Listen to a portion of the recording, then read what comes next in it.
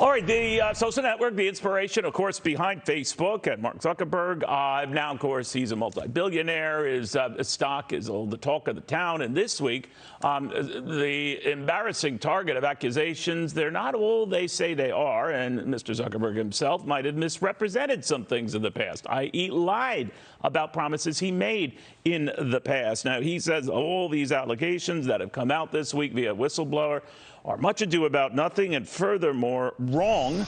The guy literally wrote the book on Facebook is here. Matt Mesrick, the Anti-Social Network, his GameStop book, where he looked at that whole phenomenon, is itself being picked up for a film adaptation. So that's pretty cool. Ben, good to have you.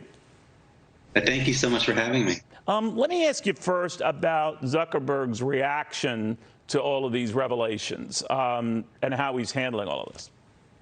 Yeah, I mean, that's what Zuckerberg does, right? He gets his fingers caught in the cookie jar, and then afterwards he says, okay, we'll do better next time. And you know what usually happens is everyone complains for a while, and then even more people sign up to use Facebook.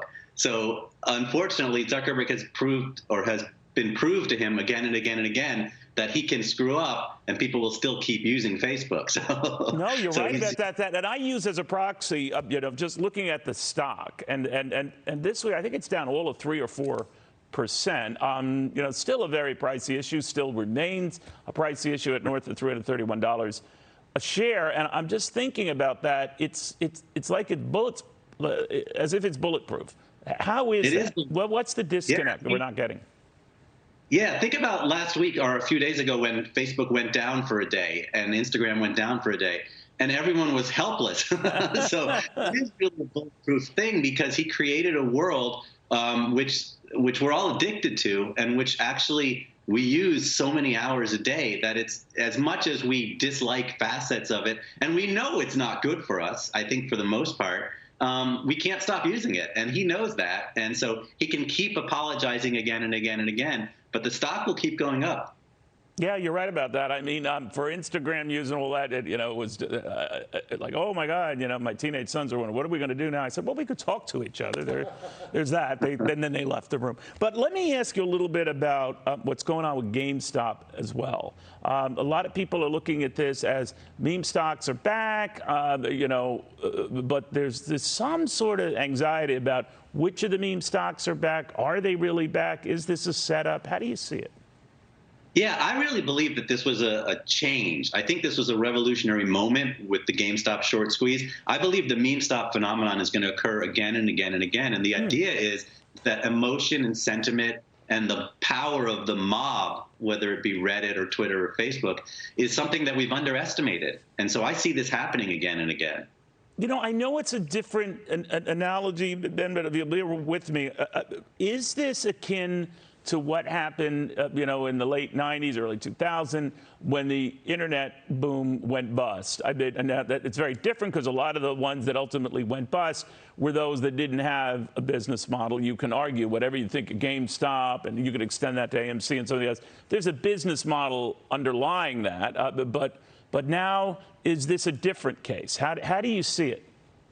I do see it as different in that rather than it just being a bubble that, everyone gets into it, everyone gets excited, and everyone dives for the hills after it starts to fall apart. You're seeing this collaboration of millions and millions of people who interact on the internet via social media. And so it's not just that they're buying the stock to make money.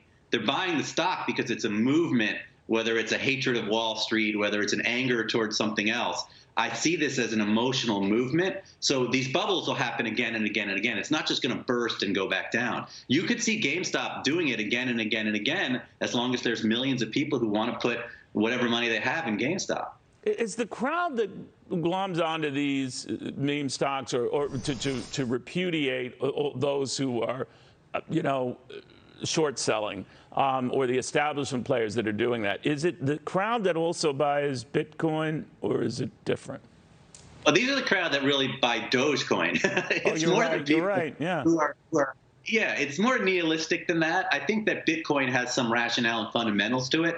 The idea behind GME and AMC, it's not the fundamentals that matter. It's the energy and the emotion and the anger that matters. And so I think it's more like Doge, where the price of a stock or a token is no longer tethered to the fundamentals of that company. It's now about the crowd, and it's about the people who want to gather and show their voice that way.